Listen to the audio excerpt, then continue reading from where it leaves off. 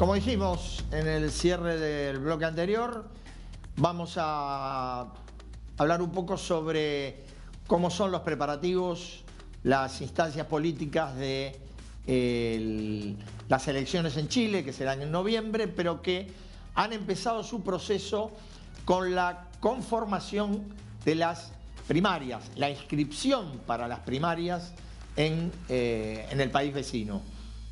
Inscripción que hasta el momento, según la información que disponemos nosotros, ya hablaremos con Lucía López, ha incorporado solo a los candidatos del oficialismo. A ver, Lucía López, buenas noches. ¿Cómo estás, Eduardo? Un gusto saludarte. Antes que todo, permíteme felicitarte por la entrevista. Un placer, en realidad, haber podido escuchar al expresidente Sanguinetti contigo conversando. Muy necesaria conversación, además, en términos de democracia y en términos de un año electoral aquí en Chile también. Estaba hablando, Lucía, buenas noches, te agradezco. Estaba hablando recién de los primeros pasos que se están dando allá, en Chile, en función de las elecciones presidenciales de noviembre, que tienen que ver con que hoy está venciendo el plazo para la inscripción de las candidaturas en las primarias y que tengo entendido, corregime si no es así, que solo se han inscrito candidatos del oficialismo. Así es, a las 23:59 de esta noche, tenemos una hora menos que en Argentina. A las 23:59 se cierra, culmina el plazo para las primarias que se van a realizar el 29 de junio. ¿Qué son las primarias? Cuando un conglomerado o un grupo de partidos políticos decide ir a una elección, no se pueden hacer sin contar con el apoyo del CERVEL en otra fecha que no sea esta, en la que el CERVEL establece los plazos. El CERVEL es el Servicio Electoral Chileno. Entonces, para que el CERVEL participe, para que se activen las listas, para que haya vocales de mesa, para que haya un conteo confiable, en fin, se tienen que cumplir esos plazos y hasta la jornada de hoy solo el oficialismo ha confirmado primarias. Y con el oficialismo me refiero a los partidos que gobiernan precisamente con el presidente Gabriel Boric. No necesariamente la izquierda en su conjunto, porque es posible que lleguen a primera vuelta otros candidatos que representan a sectores de izquierda también más hacia el extremo. La razón es porque el conglomerado Chile Vamos, que es el que gobernó con Sebastián Piñera, derecha y centro derecha, proclamaron una candidata, Evelyn Matei, y trataron de ir a la primaria con quienes están más hacia la derecha más radical, Johannes Kaiser, de un partido en formación, Partido Libertario en Formación, y José Antonio Kast, del Partido Republicano. Sin embargo, ellos dos se negaron a ir a primarias, acusando diferencias irreconciliables con la candidatura de Evelyn Matei y que por eso quieren ir a primera vuelta directamente. Y eso es parte de lo que se dijo hoy día en la inscripción de las primarias de 4 candidatos del oficialismo. Digo en lo que se ha dicho hasta esta hora, porque puede ser que se sume un quinto, y eso te lo voy a contar después, Eduardo. Pero parte de lo que se dijo hoy día en la mañana, cuando acompañamos además en vivo, estuvimos transmitiendo eso, la firma de los candidatos para la inscripción a la primaria, puede que aquí era posible hablar de unidad y que cuando se habla de unidad es posible hablar de gobernabilidad.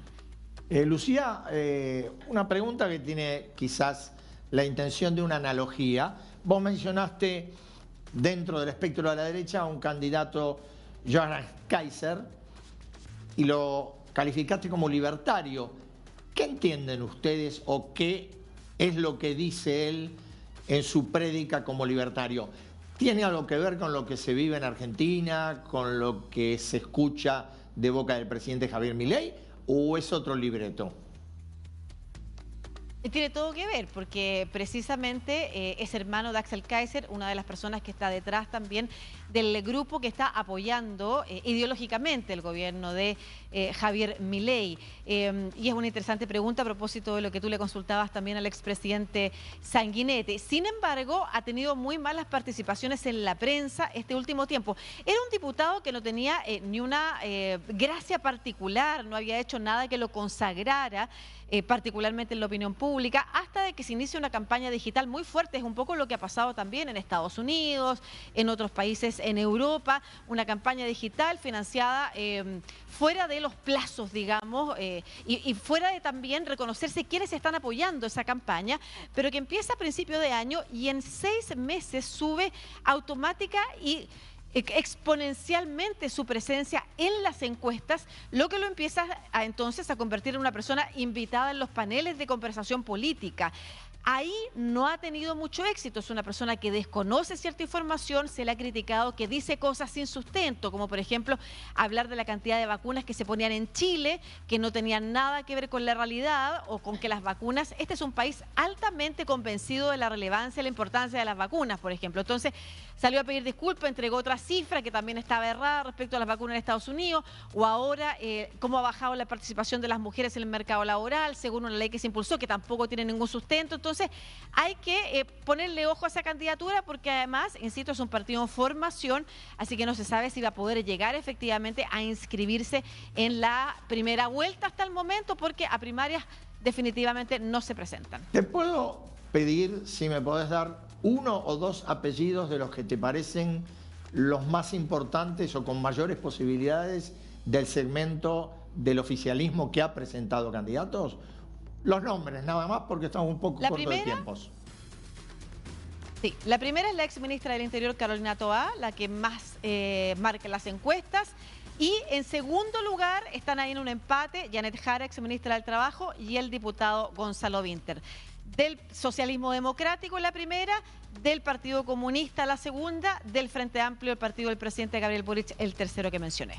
Lucía, muchísimas gracias por acompañarnos esta noche. Adelante, Eduardo.